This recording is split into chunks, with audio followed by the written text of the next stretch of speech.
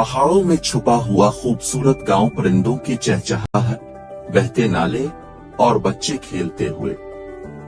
रावी आवाज। ये एक छोटा सा गांव है जहां वक्त थम सा गया है।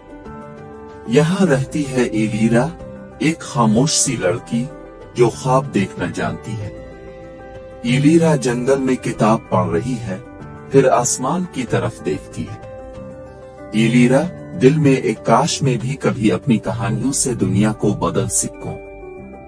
एलीरा जंगल में चलती है, दरख्तों के दरमियान एक पुरस्कार आईना खड़ा है जिस पर पुरानी बेलें लिपटी हुई है। आईना धुंध में लिपटा हुआ है और अचानक इसमें एक रोशनी चमकती है। आईना, सरगोशी अपना भूला ख्वाब देखना चाहती हो एलीरा। एलीरा आईने में देखती है।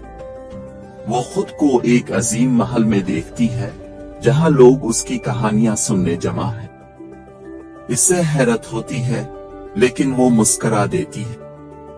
एलीरा अगले दिन आईने की दी हुई अलामतों को तलाश करती है।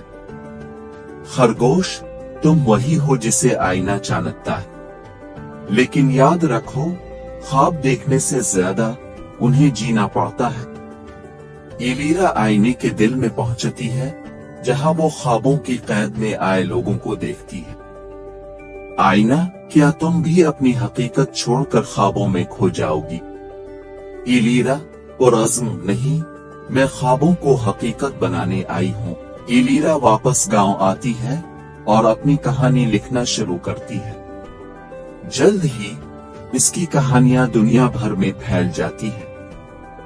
रावी आवाज। एलीरा ने सिर्फ ख्वाब नहीं देखा, उसने उन्हें जिया। और वो आईना, अब वो सिर्फ एक कहानी है,